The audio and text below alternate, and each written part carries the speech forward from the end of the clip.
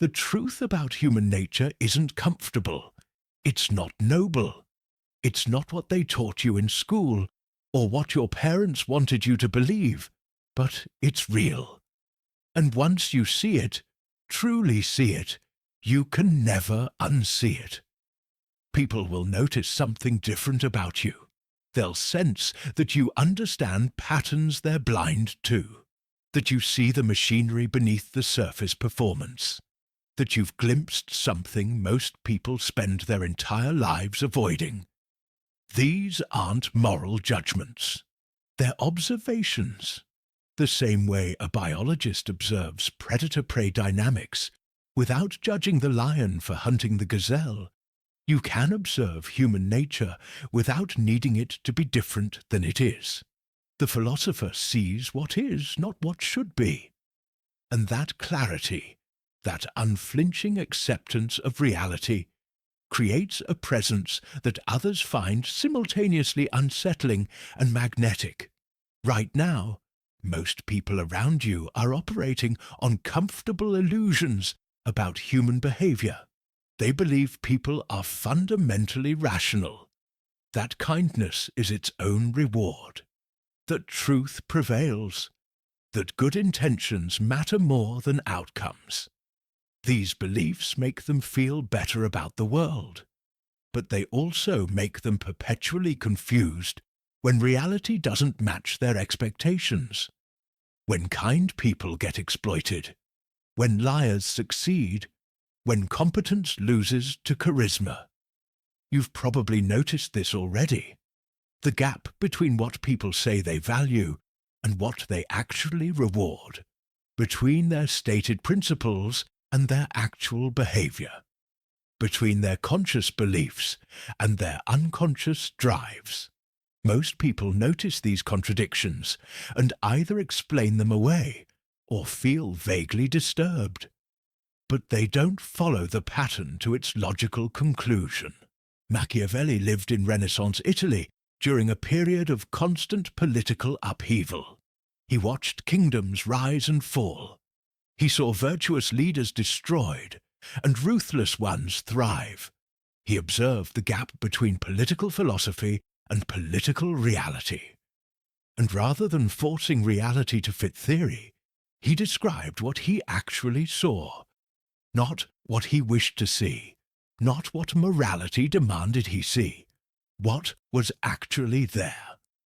This video will reveal 8 ruthless philosophical insights about human nature. Not to make you cynical, not to turn you cruel, but to give you the clarity that comes from seeing patterns most people refuse to acknowledge. When you understand these principles, when you can articulate what others only dimly sense, people will perceive you as operating on a different intellectual level, as seeing through surfaces to deeper truths. Now, I want you to drop this affirmation in the comments. I choose awareness over virtue.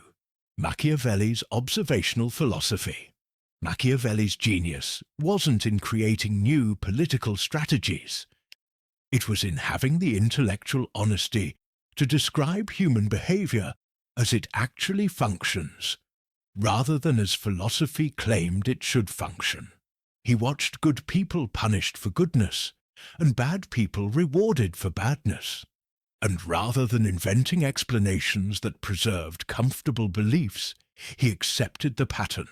This willingness to see clearly, without the distortion of wishful thinking, is what separated his work from centuries of political philosophy that described ideal states rather than actual human behavior. 1.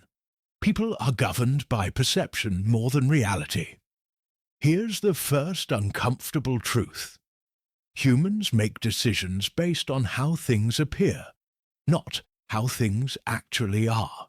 You can be the most competent person in the room, but if you don't appear competent, you won't be treated as competent. You can be completely trustworthy, but if you don't signal trustworthiness in ways people recognize, they won't trust you. Reality matters less than the perception of reality. This isn't because people are stupid or shallow. It's because perception is the only information most people have access to. They can't read your mind. They can't verify your competence directly.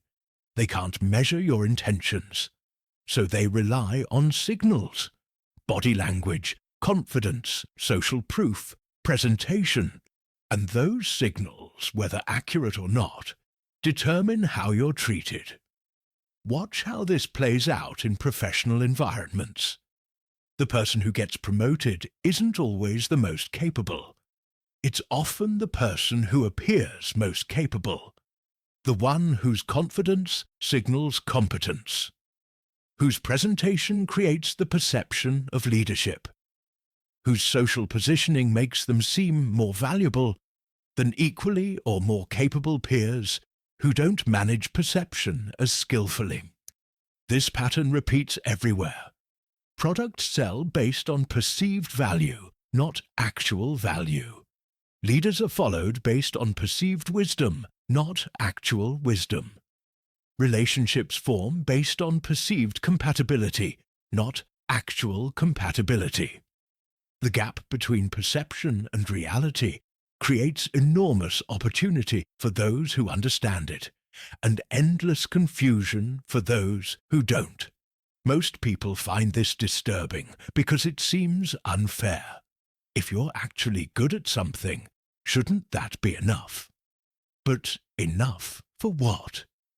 If others can't accurately perceive your capability, your actual capability doesn't help you. You're operating in a world where perception is the currency, and you're refusing to acknowledge it exists. The philosophical insight here is that humans evolved to make rapid judgments with limited information.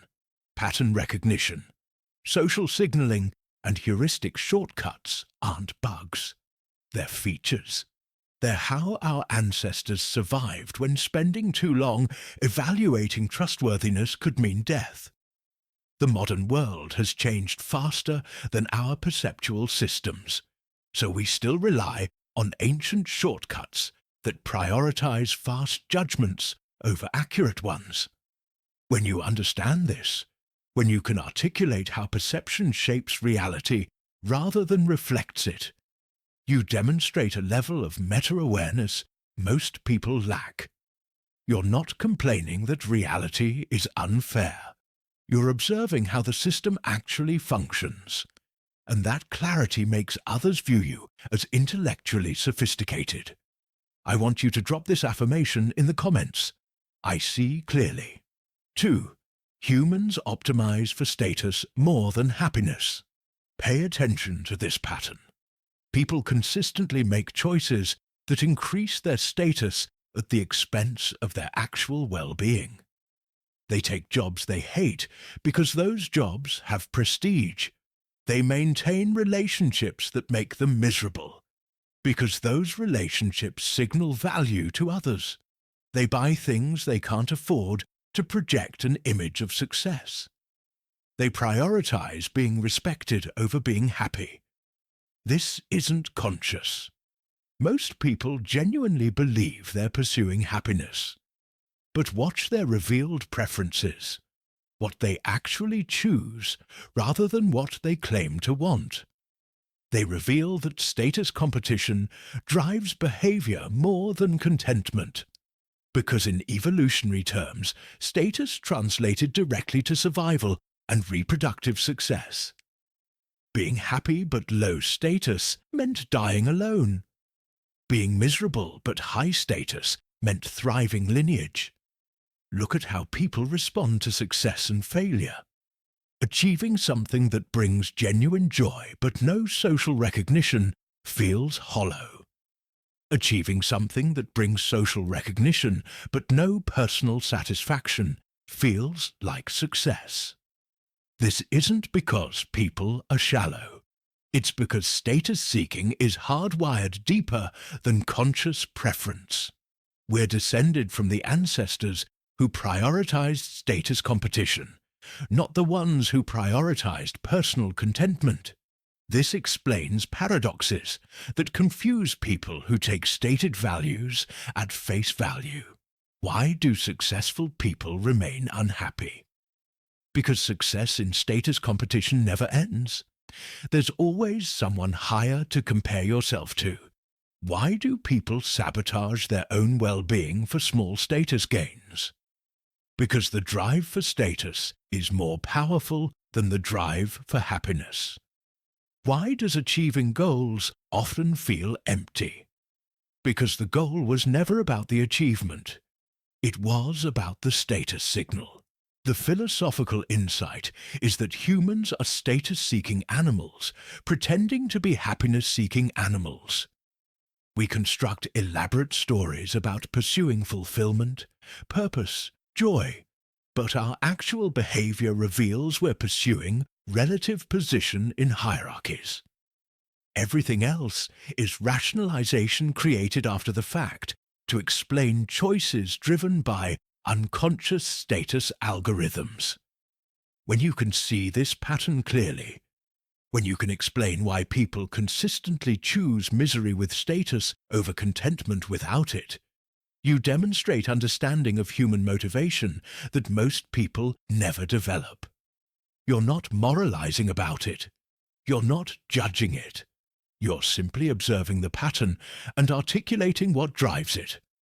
I want you to drop this affirmation in the comments. I understand the game. 3. Consistency is socially rewarded more than accuracy. Here's a pattern most people never consciously recognize. Humans reward consistency far more than they reward being correct. Someone who is consistently wrong, but confident in their wrongness, is treated with more respect than someone who is usually right, but occasionally admits uncertainty. Changing your position based on new evidence is perceived as weakness. Maintaining your position regardless of evidence is perceived as strength. This creates bizarre dynamics. Experts who acknowledge nuance and uncertainty are dismissed as wishy-washy. Confident idiots who never doubt themselves are elevated to leadership. Politicians who adapt their positions to reality are called flip-floppers. Politicians who maintain positions despite contradicting evidence are called principled. The reward structure punishes accuracy and rewards the appearance of certainty. Watch how this plays out in arguments. The person who wins isn't usually the person with better facts or logic. It's the person who maintains their frame more confidently, who never wavers, who doesn't get pulled into their opponent's frame or admit any weakness in their position. Observers interpret confident consistency as strength and interpret acknowledging complexity as weakness. This isn't because people are unable to appreciate nuance. It's because consistency signals confidence, and confidence triggers trust in social primates. Our ancestors needed to follow decisive leaders, not thoughtful ones. In survival situations, a confident wrong decision executed immediately often had better outcomes than a correct decision that took too long to reach consensus on. So we evolved to reward decisiveness and consistency over accuracy and flexibility. The philosophical insight is that humans are social before they're rational. We evolved to maintain group cohesion, not to discover truth. Consistency maintains cohesion. Everyone knows where you stand. Changing positions based on evidence disrupts cohesion. Nobody knows what you'll do next. So social systems reward the thing that stabilizes groups, not the thing that produces accurate beliefs. When you can articulate this pattern, when you can explain why societies systematically reward confident wrongness over uncertain rightness, you reveal an understanding of human social dynamics that operates beneath most people's conscious awareness. You're observing the machinery that others are caught inside of. I want you to drop this affirmation in the comments. I see the patterns. 4. People interpret their own motivations through socially acceptable narratives. Pay attention to this deeply uncomfortable truth. Humans don't have direct access to their own motivations. What you think drives your behavior is a story you tell yourself after the fact. Your conscious mind observes your actions and constructs explanations that make you seem moral, rational, and intentional. But those explanations are usually wrong. Watch this in yourself. You make a decision instantly, unconsciously. Then your conscious mind generates a plausible-sounding explanation for why you made that choice. That explanation always casts you as the hero. You're kind, principled, rational, fair. The actual drivers, status anxiety, sexual competition, tribal signaling, fear, greed, are invisible to your conscious awareness because they're not socially acceptable to admit. This is why people are so bad at predicting their own future behavior. They predict based on their conscious narratives about their motivations. But their actual behavior is driven by unconscious factors those narratives obscure. Someone says they value authenticity, but consistently chooses image management. They're not lying. They genuinely believe their narrative. They just have no access to the actual reward calculations driving their choices. Look at how people explain their major life decisions. Moving for a better opportunity, rather than admitting status seeking. Ending a relationship due to incompatibility, rather than admitting attraction to someone higher status. Choosing a career for passion, rather than admitting parental pressure or fear of judgment. The socially acceptable narrative is always front and center. The actual drivers are invisible even to the person making the choice. The philosophical insight here draws from modern neuroscience and evolutionary psychology. Consciousness is primarily a storytelling engine, not a decision-making engine. Decisions happen in unconscious systems optimized by evolution for survival and reproduction. Consciousness observes the output and generates explanations that make you look good to yourself and others. The you that thinks it's in control is actually a narrator explaining choices made by systems it doesn't have access to. When you understand this pattern, when you can see that people's stated motivations are usually post hoc rationalizations, you develop the ability to predict behavior based on actual incentives rather than stated intentions. And that predictive power makes others perceive you as having insight they lack. You're reading the actual code while they're reading the user interface. I want you to drop this affirmation in the comments. I see beneath the surface. 5. Power determines morality. More than morality determines power. Here's an observation that makes people uncomfortable. Moral systems are usually post hoc justifications for power structures that already exist. The powerful define what's moral in ways that justify their power. Then everyone else internalizes those definitions and believes they're universal truths rather than convenient fictions. Throughout history, whatever serves the powerful is labeled good, and whatever threatens them is labeled evil. When aristocrats held power, being born into the right family was morally virtuous. When capitalists gained power, earning wealth became the measure of moral worth. When different groups compete for power, each has a complete moral framework explaining why their dominance would be righteous. Watch how this operates in real time. Powerful groups have virtues that conveniently align with traits they already possess. Weakness is reframed as a moral failing. Strength is reframed as virtue. Whatever the powerful are good at becomes good. and whatever threatens their position becomes bad. And this doesn't happen through conscious conspiracy. It happens through a distributed process of rationalization and social reinforcement. Look at how different groups moralize their positions. The wealthy moralize wealth accumulation as virtue, while condemning redistribution as vice. The attractive moralize physical standards, while condemning body positivity as unhealthy. The educated moralize credentialism, while condemning alternative paths as inferior. Each group creates a moral framework that justifies their advantages and condemns threats to their position. The philosophical insight is that morality is a tool of social control, not a discovered truth about the universe. Different moral systems emerge in different contexts to stabilize different power structures. What's labeled good in one society is evil in another. What's virtuous in one era is vice in the next.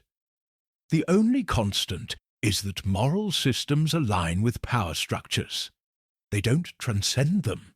When you can articulate this pattern, when you can show how moral language is consistently deployed to justify existing hierarchies, you demonstrate a level of analysis that makes people see you as intellectually illuminated. You're not saying morality doesn't exist.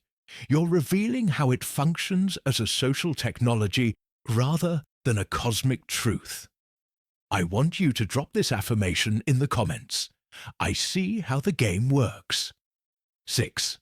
Humans need hierarchy more than they need equality. Pay attention to this pattern that contradicts stated values. Humans consistently create hierarchies even when explicitly trying to create equality. Every attempt to eliminate hierarchy just creates new ones with different criteria. Because hierarchy isn't a bug to be fixed. It's a fundamental feature of human social organization. Watch what happens in groups that explicitly reject hierarchy. Leaders emerge anyway. Status competitions develop around whatever isn't officially ranked. Informal power structures replace formal ones. The people who claim to value equality most are often the most vicious enforcers of status hierarchies based on adherence to egalitarian principles. Hierarchy doesn't disappear. It just becomes hidden, and therefore more capricious. Look at historical attempts to create egalitarian societies. They all developed hierarchies, sometimes more brutal than the ones they replaced. Because humans navigated hierarchical social structures for hundreds of thousands of years. Egalitarian impulses are recent cultural innovations layered on top of deeply hierarchical psychology. When the cultural layer is removed, the hierarchical substrate remains. This explains why people are so obsessed with fairness, but define it in ways that conveniently justify their own position. Why every group creates in-group status competitions, even while promoting equality between groups. Why flattening one hierarchy just creates energy for building another. Humans don't actually want equality. They want fair hierarchies where their position is justified. The philosophical insight is that humans are hierarchical primates, cosplaying as egalitarian philosophers. We evolved in status-conscious groups, where knowing your position and navigating hierarchy was essential for survival.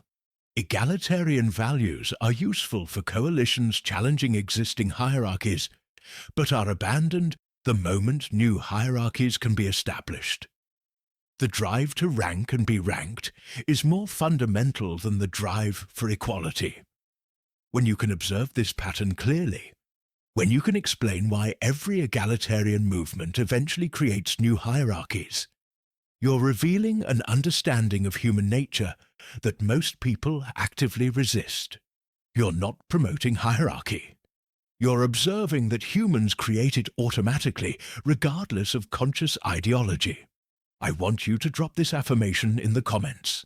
I see what's actually there. 7. Social performance is rewarded more than authentic competence. Here's an uncomfortable observation.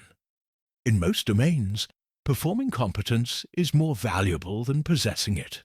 Someone who appears confident and capable but delivers mediocre results is treated better than someone who delivers excellent results but appears uncertain. Because social systems reward signals more than substance. Watch how this plays out in workplaces. The person who speaks confidently in meetings, regardless of the quality of their ideas, is perceived as leadership material. The person with better ideas who presents them hesitatingly is dismissed. Meetings reward performance of insight, not actual insight. Promotions go to people who signal competence effectively, not necessarily to people who are actually most competent. Look at how expertise is evaluated in public discourse.